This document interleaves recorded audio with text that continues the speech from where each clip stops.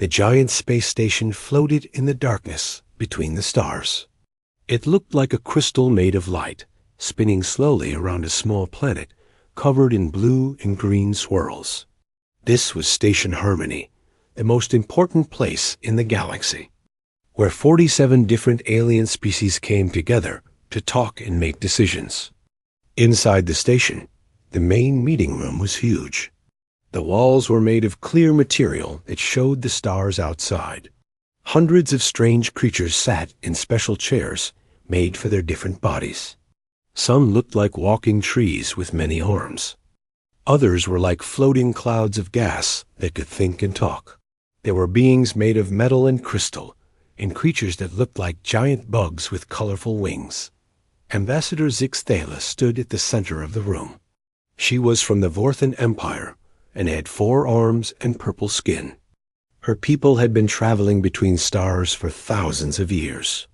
They were the first ones to build ships that could move faster than light. Because of this, most other aliens looked up to them as leaders. Zixthala raised 2 of her 4 arms to get everyone's attention. Her voice was musical and pretty when she spoke.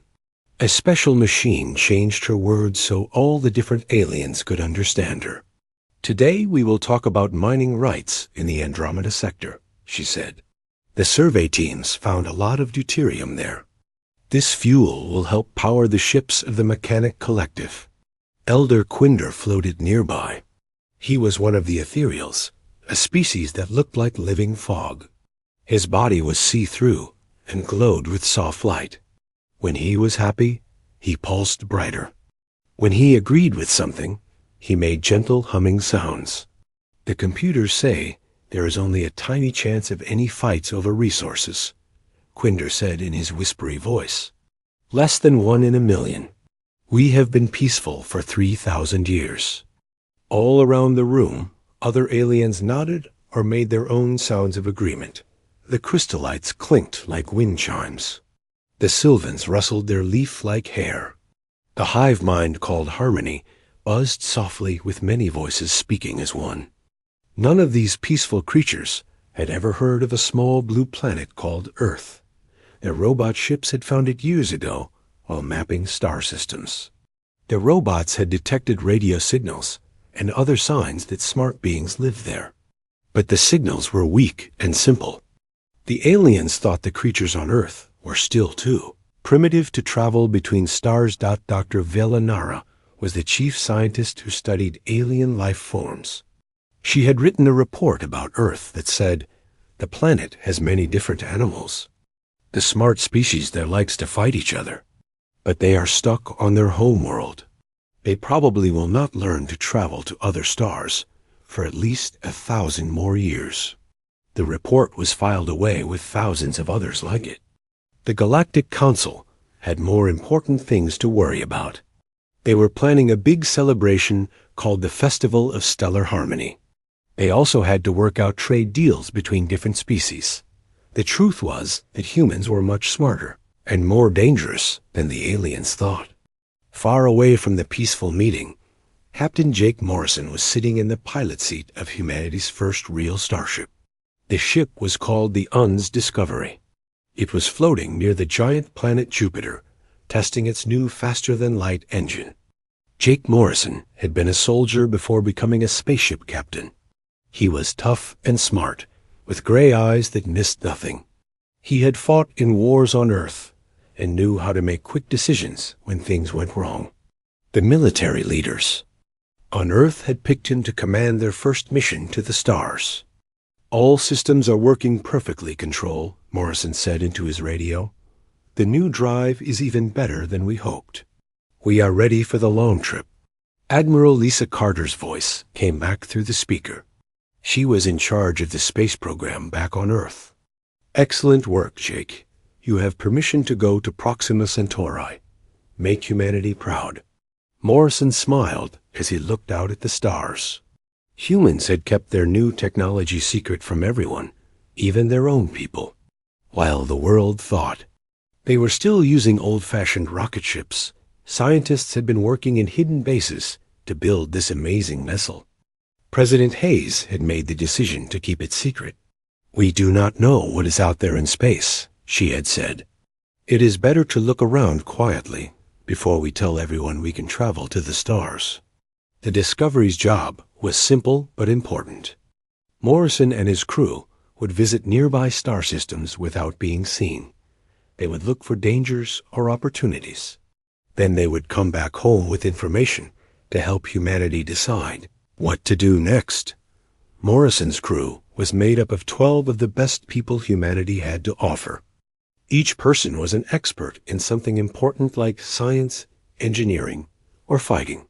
More importantly, they all knew how to think fast and act quickly when things went bad. Lieutenant Commander Ashley Price was watching the sensor screens at her station. She was smart and careful, always paying attention to details. "Jake, I am seeing something interesting from the Vega system. It looks like someone built structures there." Morrison's training as a soldier made him alert right away. "What kind of structures?" "Geometric shapes and energy readings that do not come from stars or planets. This could be our first proof that aliens exist." Morrison felt his heart beat faster. After months of getting ready, they might be about to meet beings from another world. He had no way of knowing that their simple sensors had detected the edge of Galactic Council space. He also did not know that their ship's engine would soon trigger ancient warning systems that had not seen an unknown ship in over 2,000 years. Deep in space, old robot guardians began sending messages about a strange craft approaching the borders of civilized space. The signals would take several days to reach the peaceful aliens at Station Harmony. When they arrived, they would start a chain of events that would change everything the galaxy thought it knew about the universe. In the crystal halls of Station Harmony, Ambassador Zix Thala finished the day's meeting about mining rights and trade agreements. She had no idea that in a few days she would meet representatives of a species that had spent its entire history learning how to fight and survive. The peaceful galaxy was about to discover that not all intelligent life forms had evolved beyond violence. Captain Morrison set course for the Vega system, not knowing that he was about to make first contact with civilizations that had forgotten what it meant to be afraid. The Discovery moved through space toward its destiny, carrying humanity's hopes and dreams toward a meeting that would teach both sides lessons they never expected to learn. The warning signal reached Station Harmony during the early morning cycle. Ambassador Zix Thala was sitting quietly in her private room, meditating like she did every day. Suddenly, her personal communicator began flashing with bright red lights and making urgent sounds that had not been heard in living memory. "Unknown vessel detected at grid reference 7.3.9, the automated voice announced clearly. "Ship design and energy patterns do not match any known species in our database. Peaceful contact procedures are recommended." Zix Thala's 4 eyes opened, wide with excitement rather than fear. A new species meant new friends, new knowledge, and maybe new members for the Galactic Council. She quickly called for an emergency meeting. Within just a few hours, representatives from 12 different species had gathered in the special contact chamber. "How wonderful," chirped Harmony, the collective mind of the hive species. "We have not welcomed a new species in over 400 years. Elder Quinder appeared beside the big holographic screen that showed where the Discovery was flying. His gas-like body glowed brighter with curiosity. "The vessel appears to be heading toward the Kepler system. Their technology is primitive, but it works. They use Alcubierre space folding with chemical rocket backup systems." Dr. Velinara studied the readings on her computer with growing fascination. She was the Council's expert on alien life forms. The ship's hull is made of metal, mostly iron alloys. This tells us they evolved on a planet with strong gravity and lots of heavy metals. The crew size appears to be about 12 individuals. "Should we send the usual greeting party?" asked Captain Mordun of the Hegemony Defense Fleet. His people had evolved from peaceful sea creatures. Their military ships were designed mainly for rescue missions and stopping dangerous asteroids, not for fighting. Zix Thala nodded with enthusiasm. Prepare the diplomatic cruiser Serenity. I will lead the contact team myself. 2 days later, Captain Morrison was looking at star maps when Lieutenant Commander Price called out from her sensor station. Her voice was excited but careful. Jake, we have got company. Big ship approaching from the direction of Kepler 442. Morrison walked over to look at her screens. The ship coming toward them was unlike anything humans had ever imagined. It looked more like a living creature than a machine. The craft seemed to flow through space instead of cutting through it. It was easily 10 times bigger than the Discovery, and its hull glowed with what looked like living light. Are they hostile? Morrison asked. His hand moved toward the weapons controls without thinking. Years of military training made him always ready for danger. No energy spikes, no targeting systems that I can detect, Price reported after checking her instruments carefully. Actually, Jake, I am not reading any weapons at all. The entire ship seems designed for comfort and luxury. The communications board suddenly came alive with beautiful musical tones, number sequences, and what sounded like singing. The universal translation programs that Morrison's team had developed quickly began figuring out what the signals meant. Greetings. Travelers from the third world of the Yellow Star, came a sweet, melodic voice. I am Ambassador Zix Thala of the Galactic Council. We welcome you to our community with open hearts and peaceful intentions. Morrison looked at his crew with surprise. This was the moment humanity had dreamed about since first looking up at the stars. But something felt wrong. The aliens seemed almost too trusting and naive. This is Captain Jake Morrison of the United Nations Ship Discovery, representing the planet Earth, he responded carefully. We come in peace and seek friendship among the stars. Wonderful, Zix Thala replied.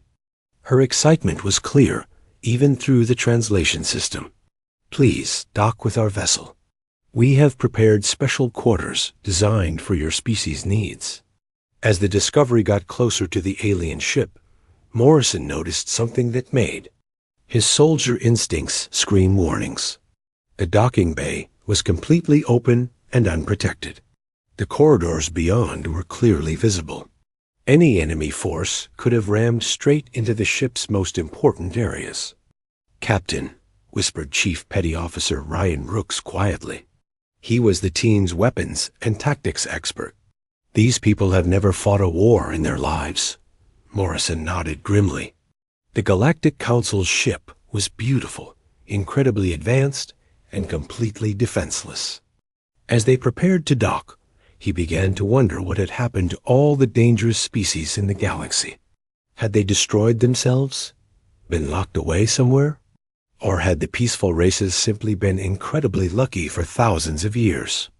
The docking process completed with a gentle hiss as the atmospheres equalized between the two ships. Ambassador Zix Thala stood waiting with a group of creatures that looked like they belonged in a fairy tale, rather than the harsh reality of space. Morrison straightened his uniform and stepped forward to make humanity's first introduction to galactic civilization. Welcome, Captain Morrison, Zix Thala said warmly. Her translator made her words sound perfect in English. We have much to discuss and much to share. The galaxy is vast, but peaceful. You will find that your species fits in perfectly with our community. Morrison smiled politely, but his mind was already working fast. If the galaxy was truly as peaceful as these aliens claimed, then humanity might represent something completely new in their experience. The question was whether that would be a good thing or a complete disaster. Behind him, his crew was carefully noting everything they saw. They observed the unguarded technology, the trusting nature of their hosts, and the complete absence of any security measures anywhere. They were guests at what felt like a cosmic tea party, and Morrison could not shake the feeling that something dangerous was about to crash through the door. The tour of the alien ship was amazing, but also worrying. Every system was designed for efficiency and comfort, not defense. The aliens showed them their most advanced technology without any concern that the humans might be spies or enemies. They treated the meeting like a wonderful party, rather than a first contact with an unknown and potentially dangerous species. "Your ship is remarkable," Morrison said honestly, as they walked through corridors that glowed with soft, natural light. "How long have your people been traveling between the stars?" "The Vorthans achieved faster-than-light travel over 3,000 years ago," Zixthyla said proudly. "Since then, we have helped 46 other species join our peaceful community. There has not been a war anywhere in Council space for over 2 millennia. Morrison tried to hide his shock.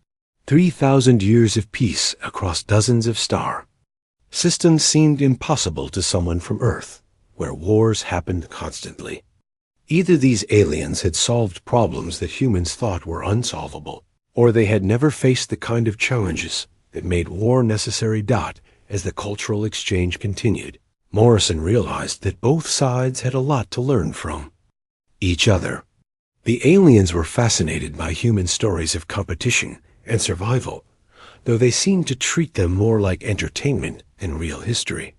Meanwhile, the humans were amazed by technologies that could advance Earth's civilization by centuries. But underneath Morrison's diplomatic smile, a cold worry was growing.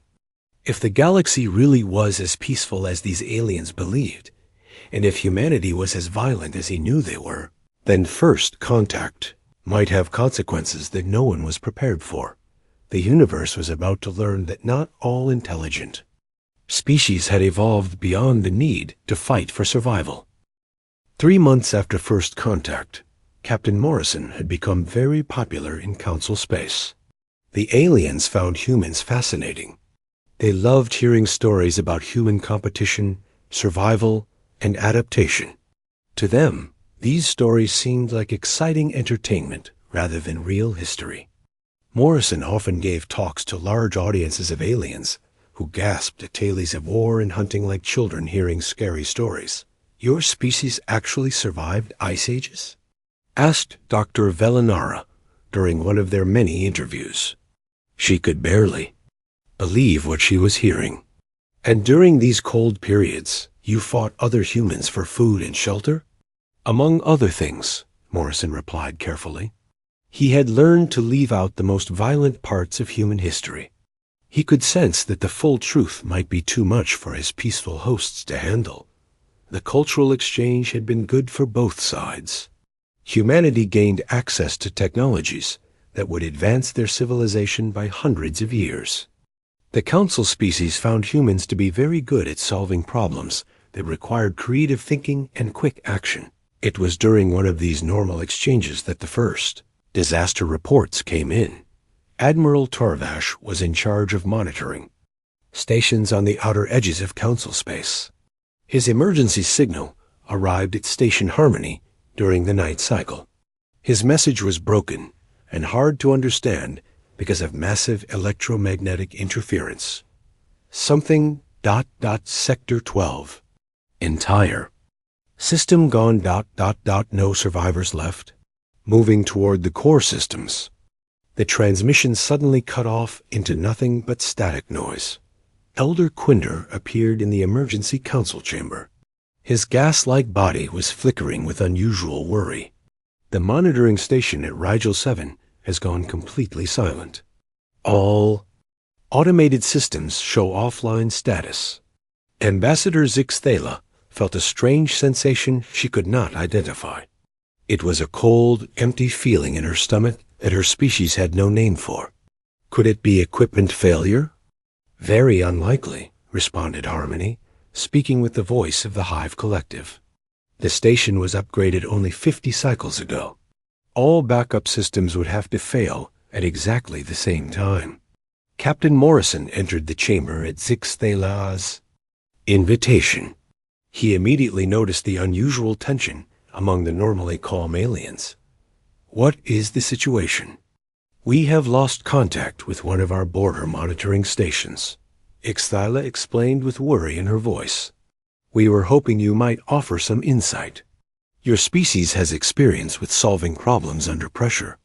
Morrison studied the star charts showing the affected system.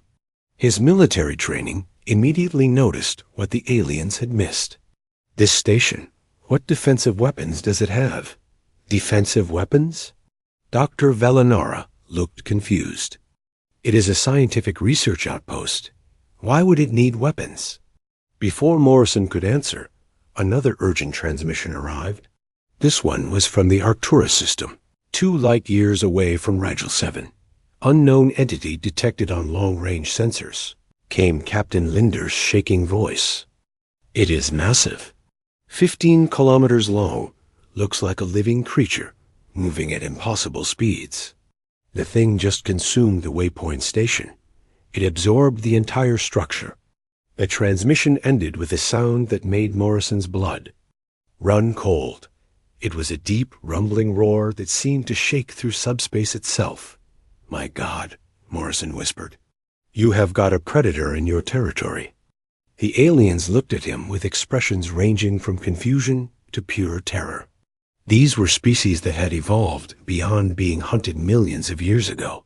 The idea of a creature that killed not for food, but for the simple pleasure of destruction was completely beyond their understanding. "What do we do?" Sixthela asked. Her 4 arms were trembling. "How do we negotiate with such a being?" Morrison was already moving toward the communications equipment. "You do not negotiate with a predator. You either run away or you fight it. And if this thing is as big as your people reported, running might not work." Over the next 6 hours, more star systems went dark. The entity moved through council space like a living nightmare. It consumed entire space stations and left nothing but empty void behind. The few survivors who managed to escape in emergency pods reported glimpses of something impossible.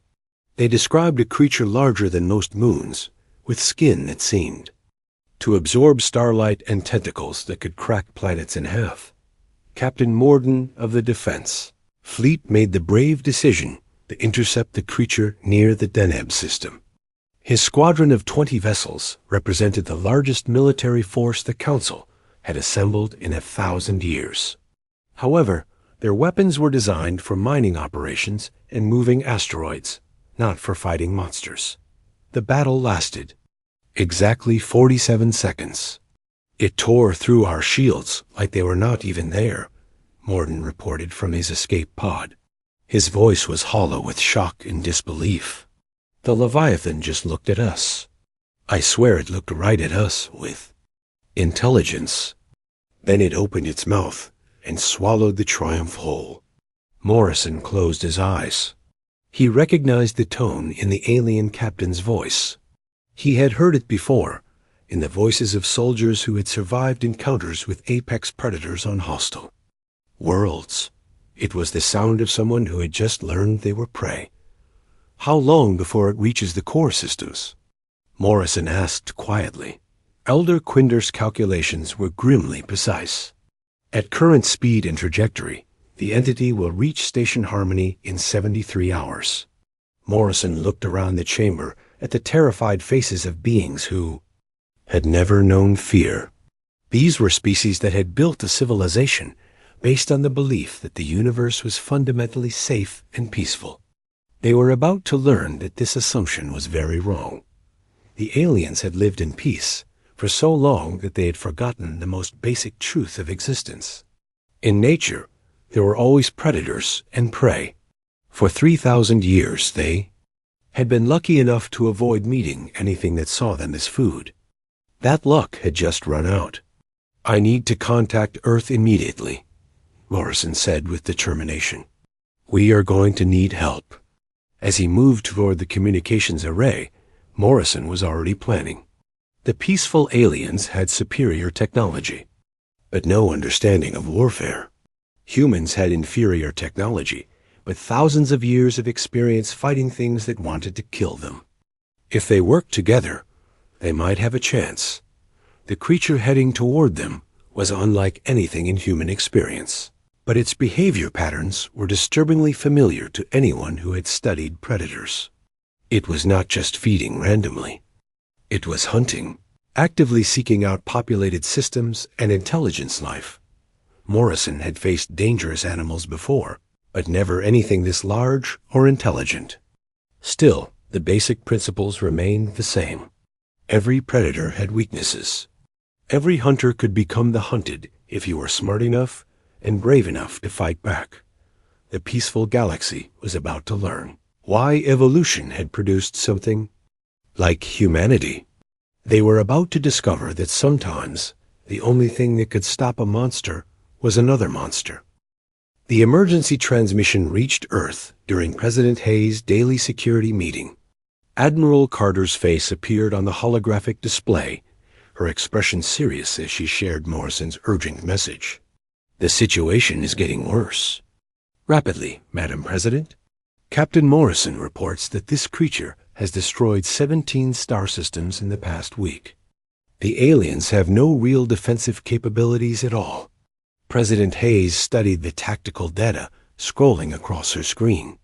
The entity that the aliens called the Leviathan was unlike anything in human experience, but its hunting patterns were frighteningly familiar.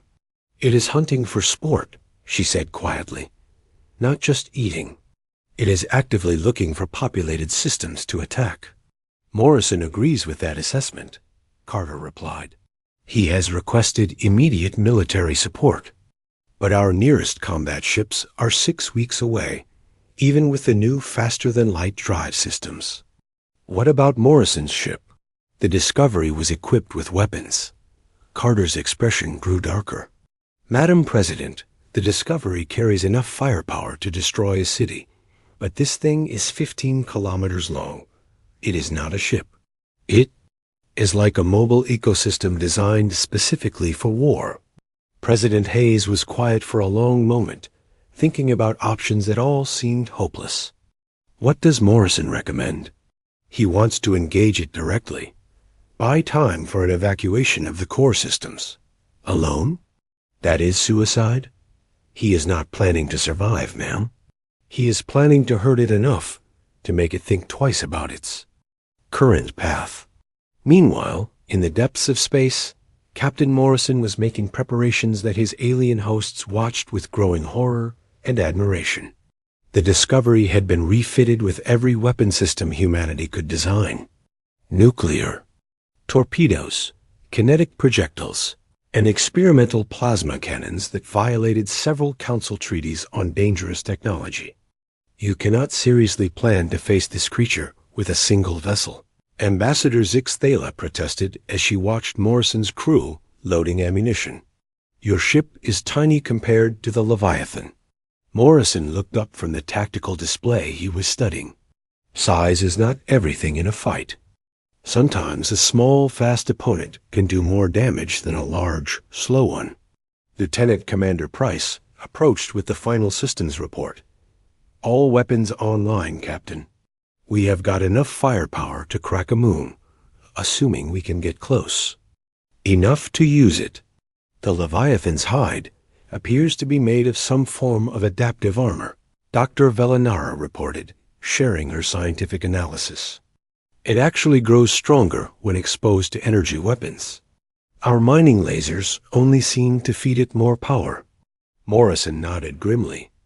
"Then we will try something it has not seen before." He turned to address the mixed crew of humans and volunteers from various council species. Chief Petty Officer Brooks had insisted on staying aboard, as had several other crew members. To Morrison's surprise, they had been joined by a handful of aliens who had never held weapons in their lives, but refused to abandon their new human friends. "Everyone understand the mission?" Morrison asked clearly. "We are not trying to kill this thing. We are trying to hurt it badly enough that it thinks twice before attacking populated systems. We make it associate intelligent life with pain instead of easy prey. And if we cannot hurt it?" asked Ensign Kyle Murphy, the youngest member of the crew. Morrison's smile was cold and dangerous. It was an expression that made several aliens step back without thinking. Then we make sure it remembers why it should be afraid of small things with big teeth. The Discovery launched from Station Harmony 8 hours before the Leviathan's expected arrival. Behind them, the greatest evacuation in galactic history was happening as trillions of beings fled toward the outer rim. Human tactical advisors were guiding the evacuation, and they had suddenly become the galaxy's most valuable consultants. As they approached the meeting point, long-range sensors finally got their first clear view of the entity that had terrorized civilized space. Morrison stood on the bridge, staring at the tactical display, and felt something he had not experienced since his first combat mission. It was the ice-cold clarity that came with facing an enemy that wanted to kill him. The Leviathan was beautiful, in the way that apex predators often were. Its hide rippled with bioluminescent patterns that hypnotized prey species. Its massive form moved through space with the fluid grace of a creature born to hunt in 3 dimensions. And its eyes, Morrison could see them even at this distance, held the ancient intelligence of something that had been killing since before Earth's sun was born. "It is magnificent," whispered Dr. Velinara, her scientific curiosity overcoming her terror. "It is a monster," Morrison replied quietly, "but so are we when we need to be." The Leviathan had noticed their approach. It was turning toward them with slow, deliberate movements. Its massive jaws were beginning to open. Morrison could see rows of teeth larger than his entire ship, and the gravitational distortions that came before its feeding behavior. "All weapons ready," Morrison ordered. "Prepare for attack run." In the creature's path of destruction, scattered survivors huddled in escape pods and emergency shelters. They were watching their basic communication systems for any word of hope. They had learned to fear the silence that came before the Leviathans. Arrival, but now they were hearing something different.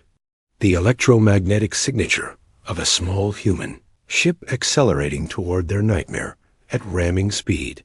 Morrison knew the odds were against them. The creature was ancient, intelligent, and perfectly designed for killing. His ship was small, his crew was outnumbered, and his weapons were untested against such a target. But he also knew something the Leviathan did not expect. Humans had spent their entire evolutionary history learning how to kill things bigger and stronger than themselves. They had brought down mammoths with spears, fought off predators with fire, and turned their planet's most dangerous creatures into myths and legends. This was just another hunt, on a larger scale. The distance between the 2 ships closed rapidly. Morrison could feel the tension on the bridge as his crew prepared for what might be their final battle. The aliens among them were terrified but determined. The humans were scared but focused. Everyone understood that this moment would determine the future of galactic civilization. For the first time in galactic history, a predator was about to meet something that had evolved specifically to kill predators. The universe was about to learn that Earth had produced more than just another intelligent species. It had created the ultimate survivors.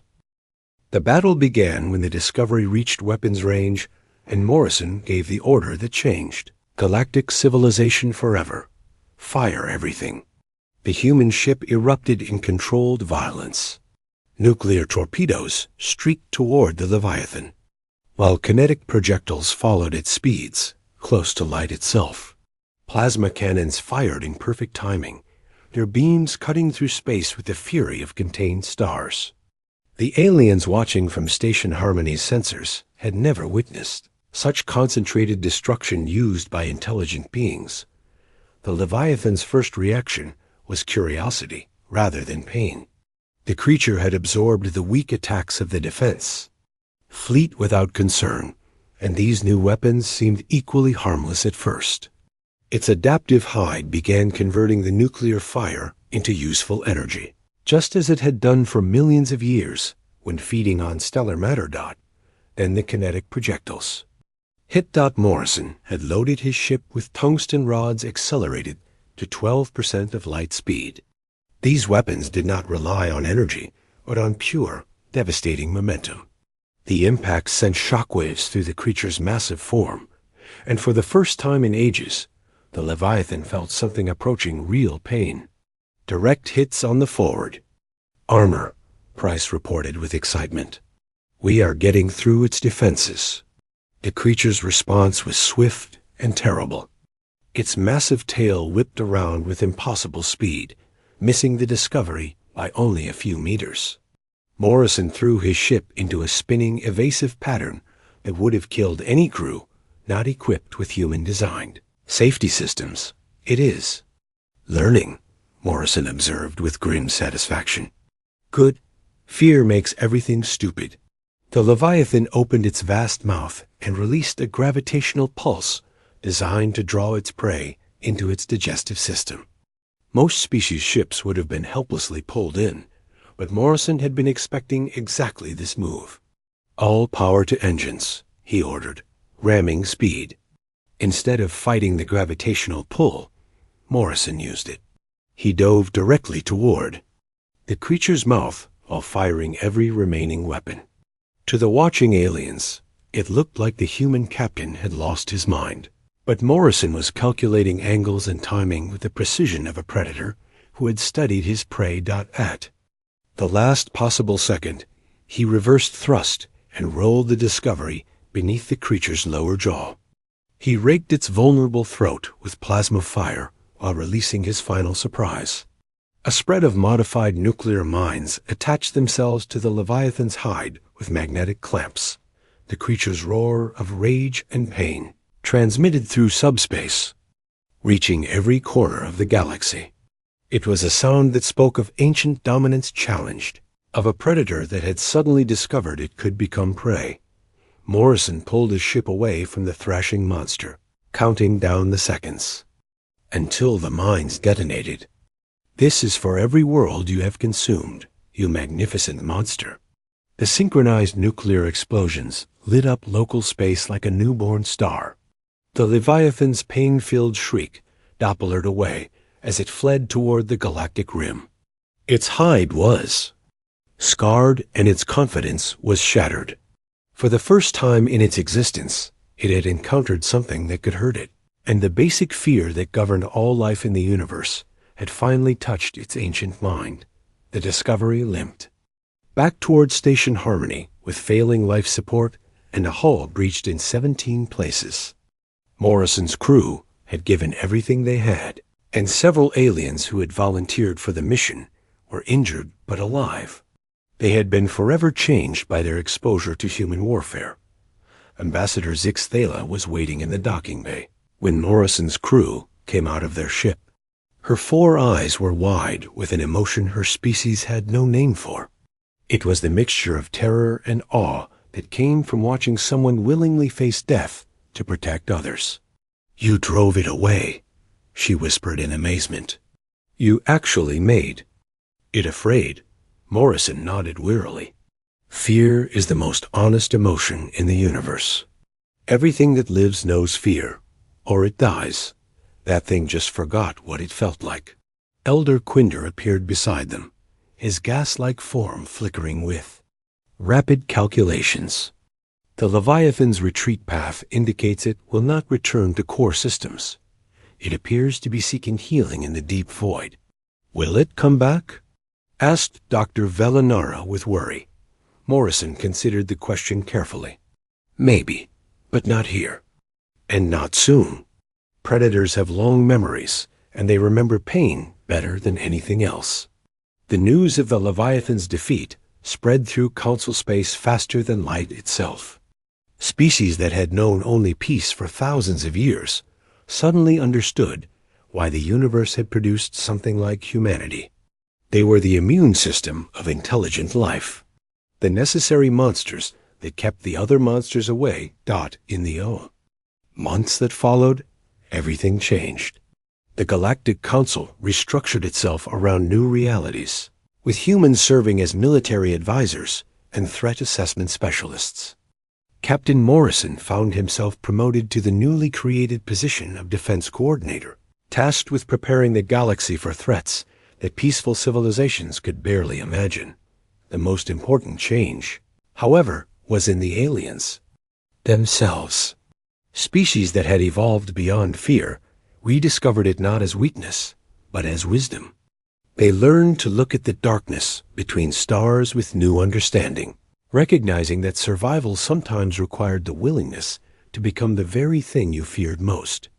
Morrison stood on the observation deck of Station Harmony, watching human and alien crews train together in combat exercises that would have been unthinkable a year earlier.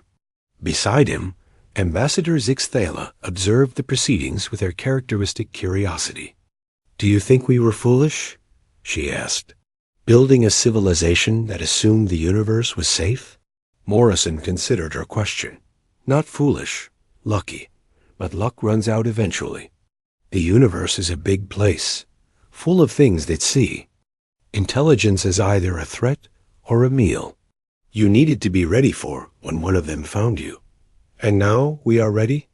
Morrison smiled, watching a squad of Vorthan soldiers practice assault tactics under the guidance of a human sergeant.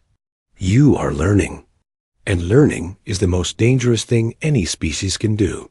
As if summoned by their conversation, long range sensors detected movement in the outer rim. Not the Leviathan returning, but something else. Something that had been drawn by the electromagnetic signatures of the recent battle. Morrison's expression hardened into the focused look that had saved galactic civilization. "Looks like class is still in session." The galaxy had learned fear. But more importantly, it had learned that some fears were worth facing. And in the depths of space, other ancient things stirred, drawn by the scent of a species that fought monsters for the simple reason that someone had to. Humanity had introduced the concept of necessary violence to a peaceful galaxy, and in doing so, had ensured that peace would continue.